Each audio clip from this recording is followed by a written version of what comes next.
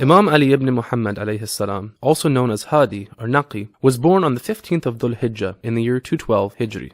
He was also known as Abul Hasan, as per family traditions of the Ahlul Bayt. He was born at Soria, a village close to Medina, which was founded by Imam Kazim alayhi salam. He was the oldest son of Imam Xhevadit alayhi salam. His mother was Samane, who was a slave girl before marrying Imam Xhevadit. She was originally from Morocco in northwestern Africa. She was very pious and unique in character, and was constantly fasting.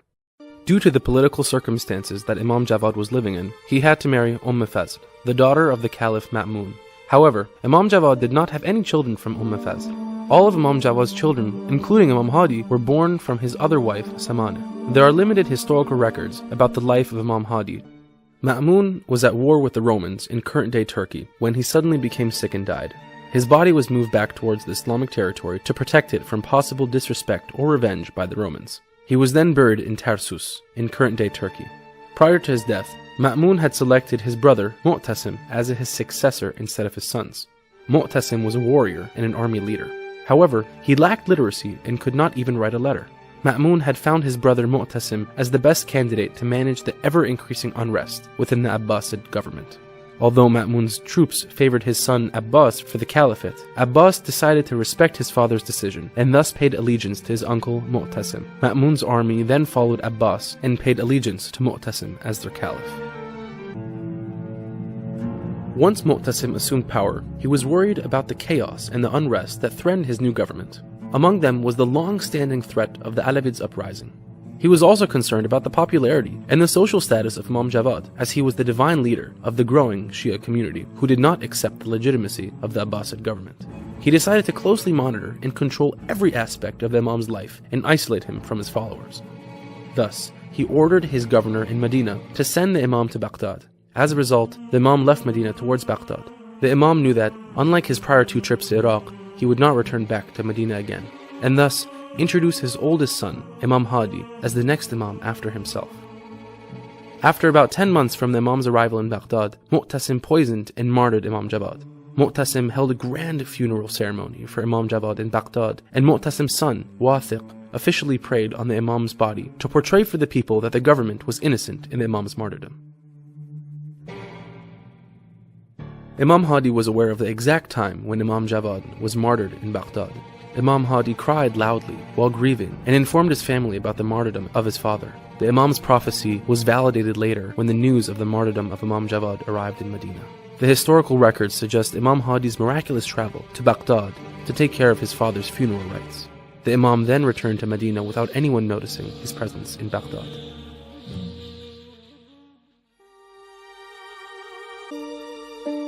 Imam Hadi took the leadership of the Shia community as an Imam after the martyrdom of his father, Imam Xhevadit.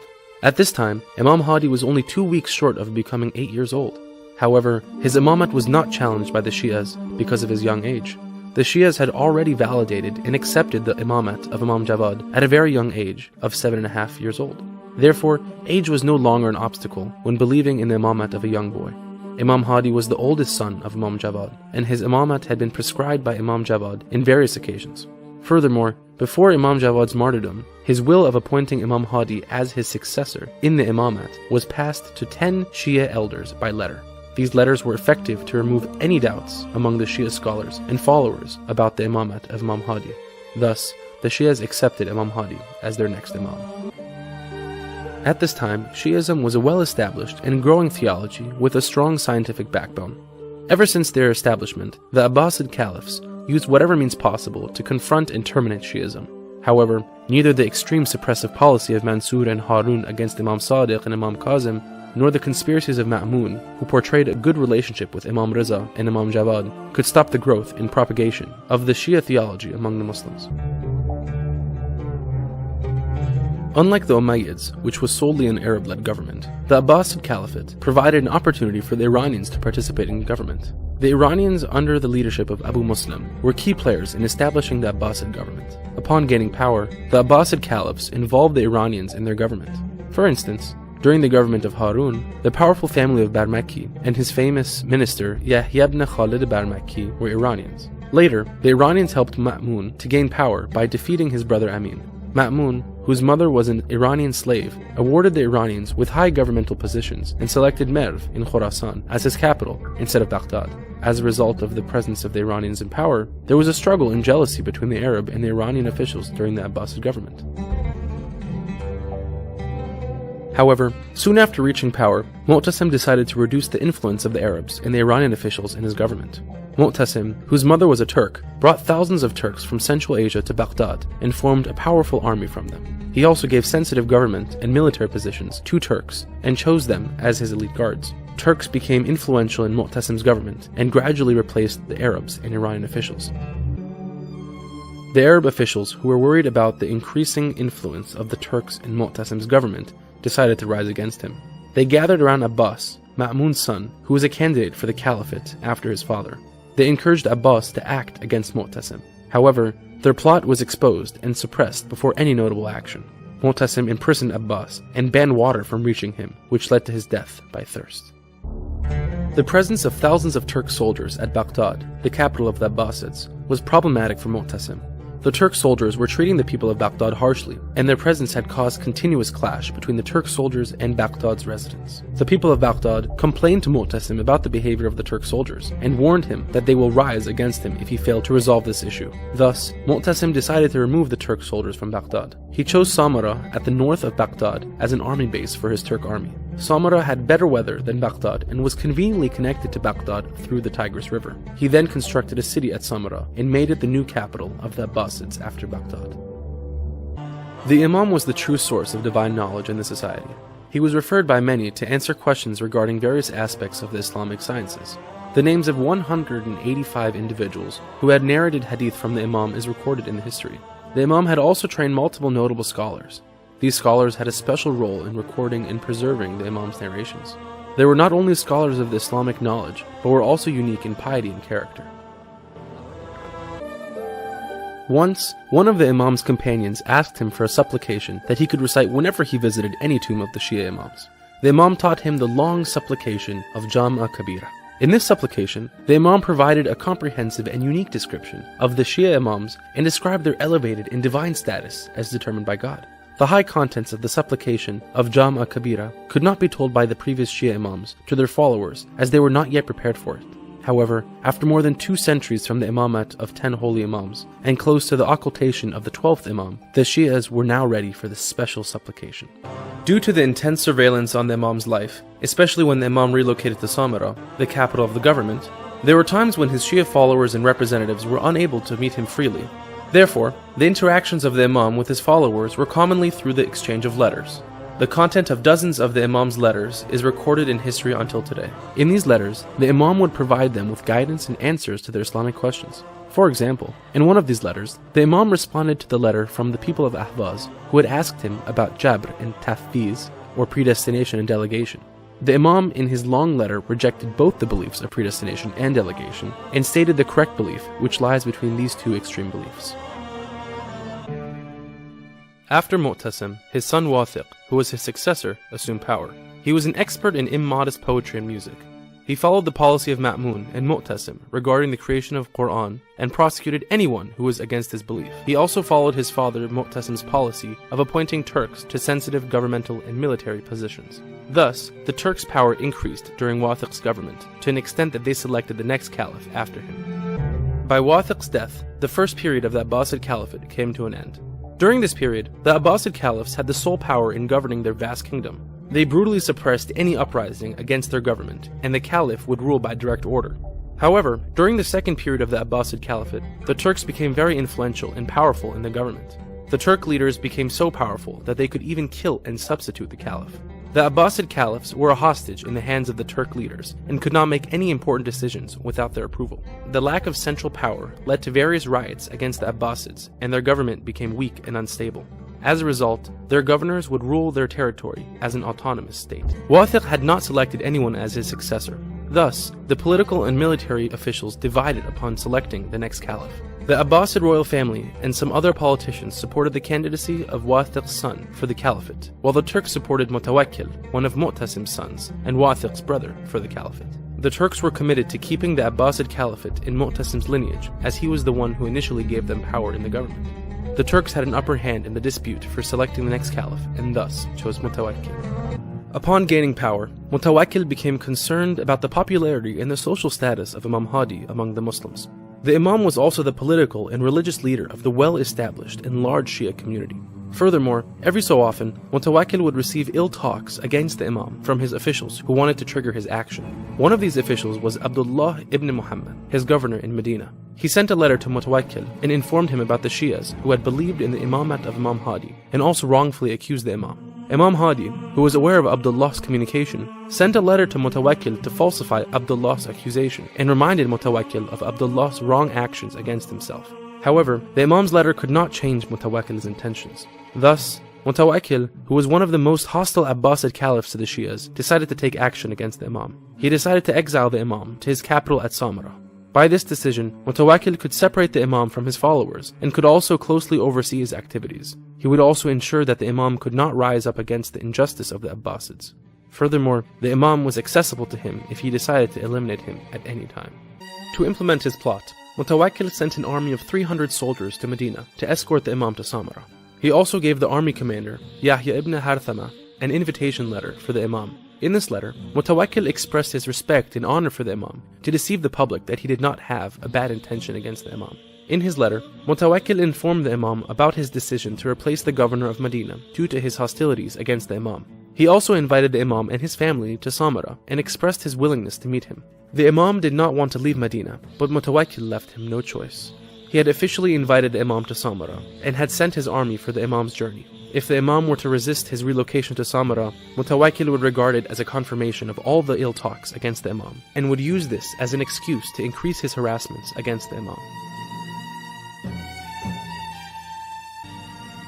Unlike Imam Riza alayhi salam, who had taken a series of unprecedented actions before leaving Medina towards Merv, there are no historical records of such actions by Imam Hadi before he left Medina. This was due to the fact that Ma'mun had portrayed to be a fair and just ruler, and Imam Riza had to make it clear for the people that Ma'mun's invitation to Merv is a conspiracy against him. However, Mutawakkil's hostilities against the Shias was well known, and thus the people of Medina were worried about Mutawakkil's conspiracies against Imam Hadi. Although Mutawakkil had sent an invitation letter to respectfully invite the Imam to Samarra, he was looking for any excuse to eliminate him and somehow justify his action to the public. Thus, his army commander, Yahya ibn Harthama, searched the Imam's entire house in hopes of finding any evidence against him. However, he only found Quran and some other books in his search. He found the Imam's lifestyle to be very simple, even though he was the leader of the Shia community and had many followers.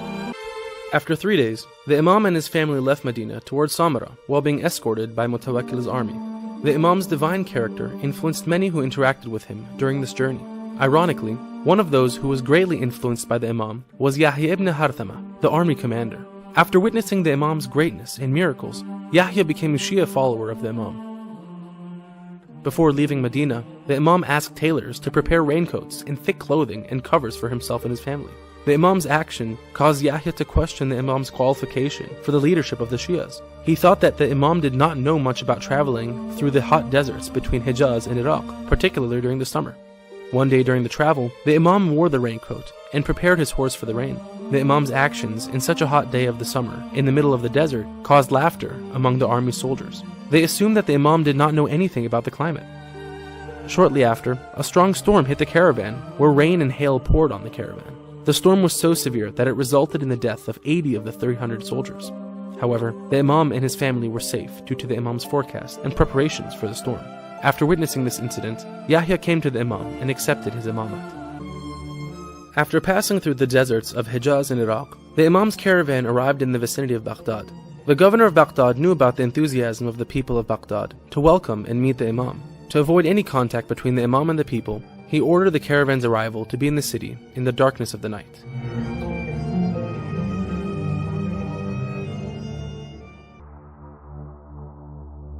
Although Mutawakkil had officially invited the Imam to Samarra, he wanted to humiliate and instill fear in the heart of the Imam before their first meeting. Thus, he ordered to reside the Imam and his family in a place similar to a rest area where the needy and homeless sheltered.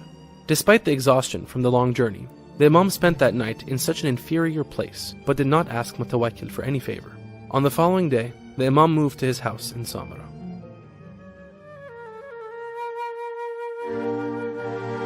Mutawakkil's primary motivation in moving the Imam to Samara was to closely oversee the Imam's activities and interactions with his followers and representatives. Thus, the Imam's life was under intense surveillance by the government. Both Imam Hadi and his son Imam Hassan Askari were given the title of Askari, which means the army. This title referred to the Imam's residence in the city of Samara, which was originally built to accommodate Mu'tasim's Turkish army. The city was then developed and became a capital for the Abbasids. As a result, many moved to the city for living and business, and the city grew to multiple neighborhoods. The Imam's title of Askari also referred to the name of the city's neighborhood where the Imam was living, which was within the army base and governmental offices. Therefore, the Imam's activities were intensely monitored by the government, and his interactions with his representatives and the people were significantly limited. Mutawakkil was the most hostile caliph against the Imam and his Shias during the Imamat of Imam Hadi. Due to his animosity to Imam Ali, Mutawakkil named two of his sons, Talha and Zubair, after two of the Prophet's companions who had later led the battle of Jamal against Imam Ali. Mutawakkil was not intimidated to express his feelings about Imam Ali. He would ridicule Imam Ali alayhi salam and curse Lady Fatima salamullah alayha in his private gatherings. This was an unprecedented action amongst the other Abbasid caliphs, as they would show pride for being the relatives of the Prophet and would portray to have respect for Imam Ali and Lady Fatima. For instance, when the hidden tomb of Imam Ali was first revealed for the public at the time of Harun, the Abbasid caliph who imprisoned and martyred Imam Kazim, he ordered the construction of a building on the tomb of Imam Ali. Mutawakkil also banned Shia pilgrimage, especially the visits to the holy shrines of Imam Ali and Imam Hussein. He also ordered for the destruction of Imam Hussein's holy shrine twice. He also imposed excessive economical pressure on the Shias and the Alavids.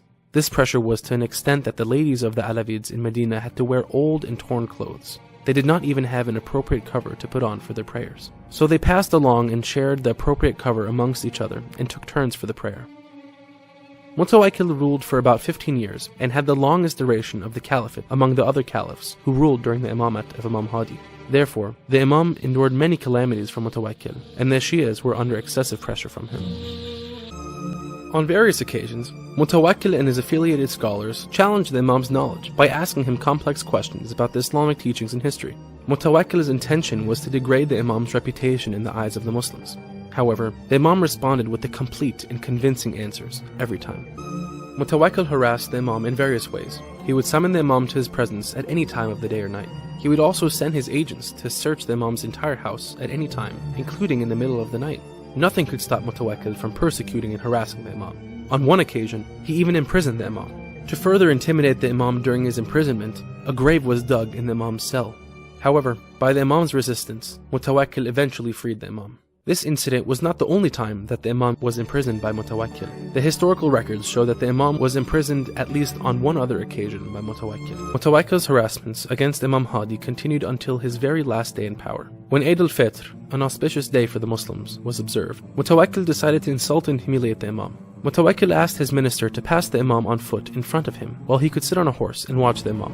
His minister warned him that this action could disgrace Mutawakkil, as the people would regard it as a clear act of insult and harassment against the Imam. However, Mutawakkil insisted his desire to insult the Imam. His minister instead suggested to order all of the elderlies and the government officials to accompany the Imam to portray for the public that his action was not specifically targeting the Imam. Mutawakkil accepted his suggestion and set up a parade where the Imam and all the other elderlies and government officials passed in front of him and his minister, Fath ibn Khaqan, on foot. The Imam was forced to walk a long distance on that hot summer day. As a result, the Imam became very tired. When the Imam returned, his head and face were completely drenched with sweat. At this time, someone met the Imam and told him that Mutawakkil's actions was specifically to harass the Imam. The Imam responded that I am more honored than the camel of the Prophet Salih in the eyes of God.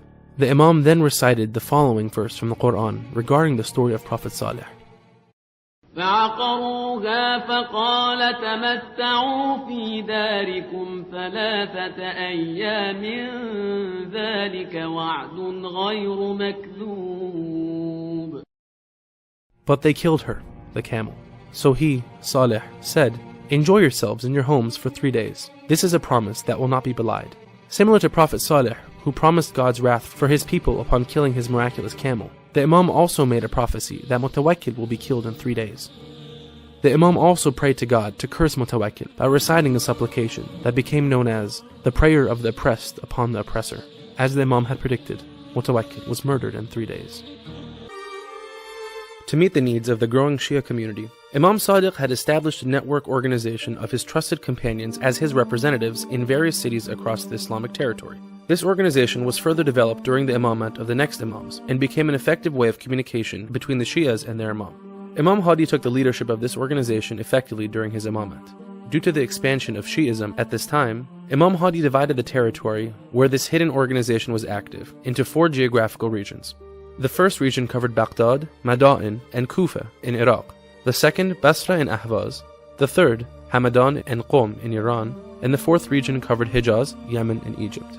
The Imam had appointed one representative for each of these regions. Each of them would further manage the local representatives of that region. These representatives were responsible for answering the questions about the Islamic laws and principles, transferring the letters between the Imams and his Shias, and resolving any division between the Shias to keep the Shia community united. They were also collecting the Islamic dues and transferring it to the Imam or spending it on cases that were prescribed by the Imam. The names of 14 of the Imam's representatives are recorded in history. The Imam's leadership led to the expansion of the Shia community and prepared them for the occultation when they would not have direct access to their Imam. During the time when the Imam's life at the capital of the Abbasids was under intense surveillance by the Abbasid government, the Imam could not always be at the center for managing his hidden organization. The historical records suggest that the Imam had appointed his loyal companion, Osman ibn Sa'id Amri, to secretly manage the affairs of this organization from Samara during the last 10 years of the Imam's life. Many of the communications between the Imam and his followers were through letters. Dozens of these letters are recorded in history until today. Mutawakkil followed Harun's tradition of appointing his successors after himself.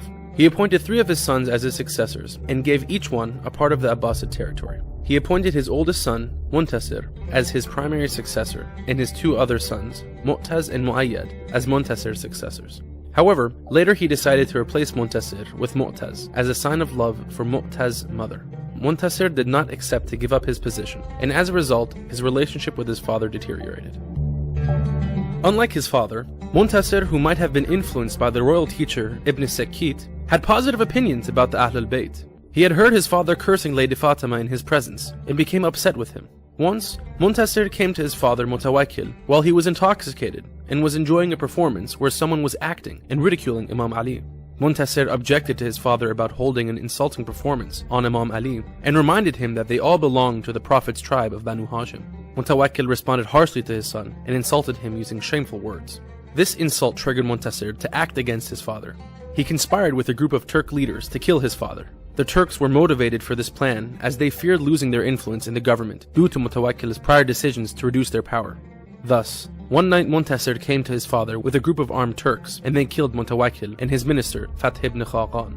This incident shows the significant amount of power that the Turks had in the Abbasid government, to the extent that they could kill and replace the caliph. As a result, the next Abbasid caliphs were practically powerless compared to the Turks. After Mutawakkil's assassination, his oldest son, Muntasir, who was also his primary successor, assumed power. He had plotted the murder of his father with the aid of the Turks. Therefore, he could not rule as an independent caliph and had to accept their significant power in his government. Soon after becoming the caliph, the Turks forced Muntasir to remove his brothers Mu'taz and Mu'ayyad from his successorship. The Turks were afraid that Muntasir's brothers might assume power in the future and take revenge for the blood of their father Mutawakkil. Muntasir followed their instructions and removed his brothers from his successorship. As time passed, Muntasir became worried about the Turks' power and decision-making capacity in his government. He called them the Caliph Killer to express his frustration with them. The Turks soon realized his threat to their power and decided to eliminate him silently. They bribed Muntasir's physician to implement their plot. At this time, Musta'in was just a caliph by title, and the real power laid in the hands of the Turk leaders. At the beginning of Musta'in's caliphate, the people in Samara rebelled against his selection as the caliph by the Turks. They protested the ever-increasing influence of the Turks in power and their selection for the caliphate. However, the rebellion was quickly suppressed by the Turks. Mu'taz became a caliph at the young age of just 19 and was the youngest Abbasid caliph by then. He, like his predecessors, had gained power by the aid and decision of the Turks, and thus had to blindly follow their orders in the government. The Turks had ordered his brother Muntasir to remove Mu'taz from his successorship, as they feared his potential revenge from the Turks for the role in his father Mutawakkil's assassination. However, later when the Turks disagreed with Musta'in, they freed Mu'taz from prison and selected him as the new caliph. Mu'taz had a caliphate of about 3.5 years, and was finally tortured, killed, and replaced by the Turks. During his government, he feared for his power and struggled to stabilize it. He killed his brother and his successor Mu'ayyad, as he feared his conspiracy against his power. Muhammad was the oldest son of Imam Hadi. He was very pious and had a great character. Many of the Shias thought that he would be the next Imam after Imam Hadi, as in the past the Imamate was commonly inherited by the oldest son. However, around 2 years before their martyrdom of Imam Hadi, his son Muhammad passed away while he was traveling. He became sick and passed away close to the city of Balad, between Samarra and Baghdad. His martyrdom brought great sorrow and grief to his father Imam Hadi and his younger brother Imam Askari. Thus, at the time of the martyrdom of Imam Hadi, Imam Askari was his oldest living son. Upon gaining power, Mu'taz followed his father Mutawakkil's policy in dealing with the Alawids. He treated the Alawids harshly. He could not tolerate Imam Hadi's holy character and feared his social popularity as a threat to his government. Thus, only after 2 years into his caliphate, he ordered the poisoning and martyrdom of Imam Hadi.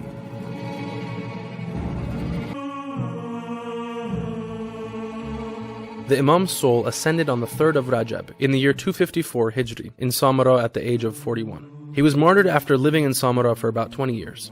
Imam Hadi's oldest son alive, Imam Askari, took care of his father's funeral rites, including washing and praying on his body. When the news of the martyrdom of the Imam spread in the city, crowds of people came to the Imam's house to express their sorrow to his family and participate in his burial. The top government and military officials, including members of the Abbasid royal family, were also among those who came to the Imam's house and expressed their sorrow to Imam Hadi's son, Imam Askari. The people then took the Imam's body to the streets of Samarra, and a large funeral procession was held for the Imam in the city. The historical records show an excessive exhaustion of Imam Askari during the funeral due to the pressure of the crowds and high temperature of that day. Although Imam Askari had already prayed on his father's body, an official prayer was led by the Caliph's brother. The Imam's body was returned to his house for burial and was buried on the site where he used to pray.